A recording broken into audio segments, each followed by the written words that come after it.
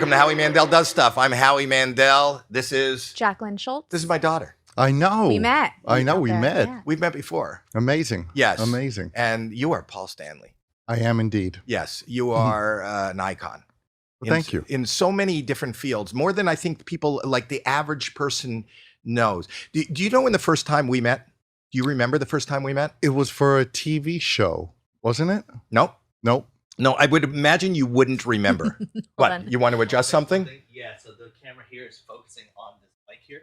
Okay. I'm just going to push this down Ah. and then this. Oh, But maybe he wanted a soft focus. Well, There- it was only. Oh, yeah. There we go. Good? Are we good? No one's Okay, giving yes. thumbs up. Nobody's giving a thumbs up. do we start again? Or? No. No. Wow, Going. this is really real. It is Okay. real. So we met in 1982. Okay. And you were recording, I'm trying to remember what album it was. I met Gene, and he brought me to the studio, and you were recording the song War Machine. Ah, Did what's- Bryan Adams write that? he asked Gene. Okay.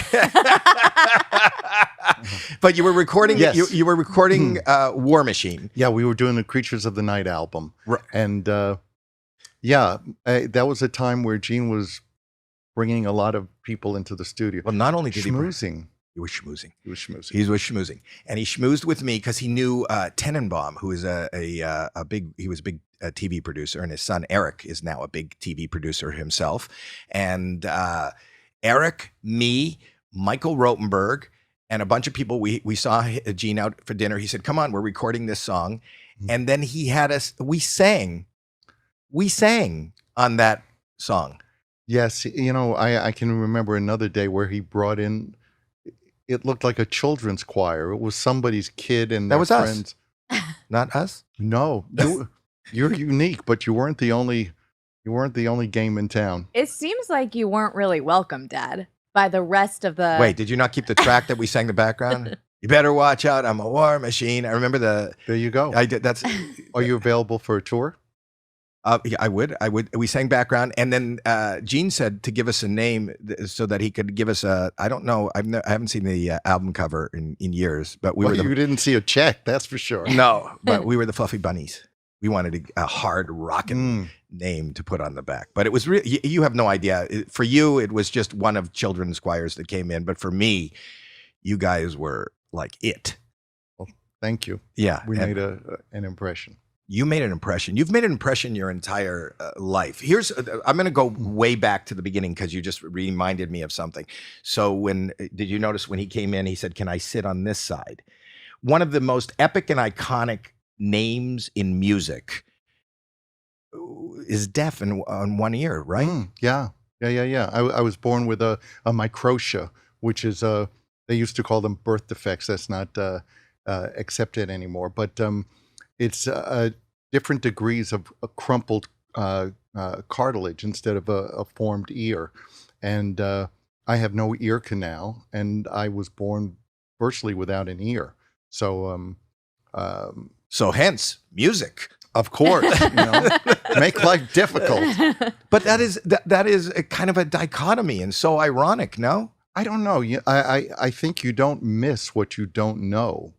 So when people say to me, "Well, how do you mix an album, or how did you do Right. this?" Well, I hear it the way I've heard it my whole life. So I don't hear the way you do, but But people seem to like it the way you hear it. it's I'm doing okay. So the problem with most people is they got sound coming in from both sides. Yes, If you want to be talented and you want to be able to create music and a sound that people are going to really respond to, plug an ear. that's I That's would lesson. recommend that. But it's interesting because other than the problems you have as a child with people scrutinizing or teasing and Were you things, teased? Oh, it was not a fun time. It's amazing because children could be quite cruel, and surprisingly adults too. And it wasn't fun. It wasn't easy. So were you a tortured child? I don't want to say tortured. That's a horrible term, but I had it pretty tough. But there's people who've had it much tougher than me. At one point, I was speaking with an organization in Canada called About Face.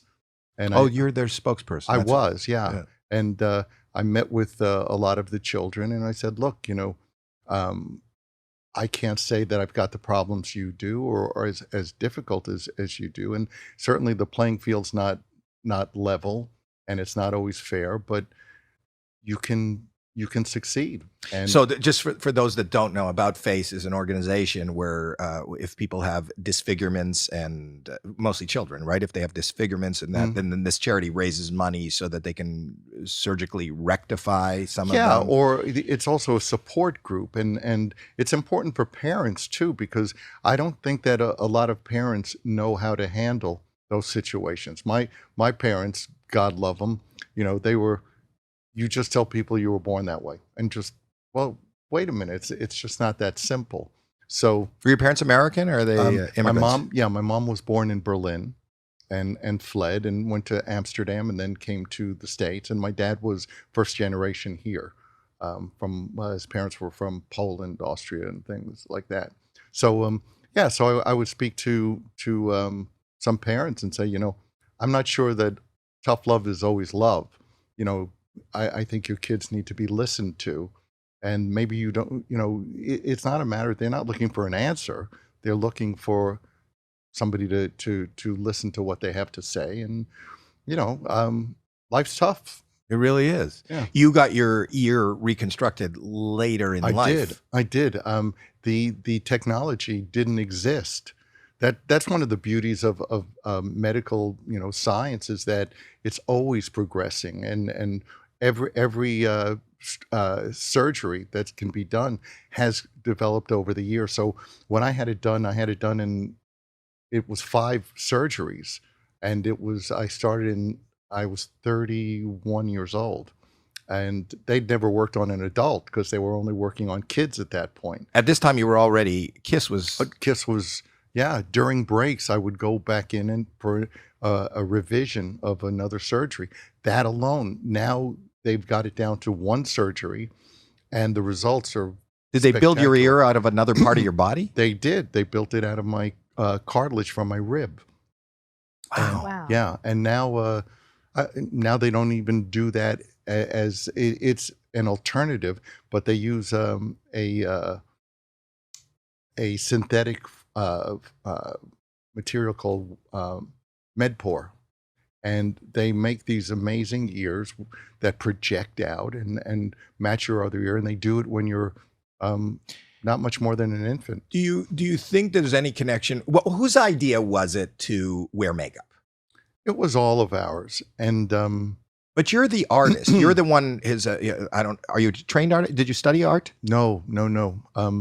I did go to the High School of Music and Art in New York for art, and I had the distinction of failing art.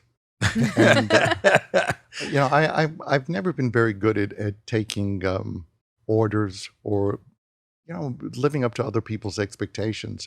Have never been very interesting to me. So Not that I'm getting deep though, but do you think that the idea, even if you were only a part of the idea, to be behind a mask, do you think that comes from that childhood? I think so. In hindsight, it's so interesting. First of all, my makeup is asymmetrical. It's only on one eye, and it's on this side where Is the ear? Yeah. Oh. So, I'm not going to lay down on the couch and do self-analysis. But yeah, it's really interesting. And that takes me to, I started in Phantom of the Opera in Toronto. At the Pantages. I was the final Phantom, and had to go through auditions in New York with Hal Prince's people, because the last thing they needed, they wanted to have a name, but they don't need Bozo to come in there and ruin a $1 billion franchise. So I did the audition and everything, and I had seen the show in the 80s, and much like when I saw the Beatles, there was an epiphany, and I suddenly went, I can do that. It didn't mean when I saw the Beatles, didn't mean I can be the Beatles, but I think I can touch that nerve. I don't understand why. And when I saw Phantom, I thought the same thing. And it wasn't until I did the show that I started to realize that in many ways, that character was me. Wow.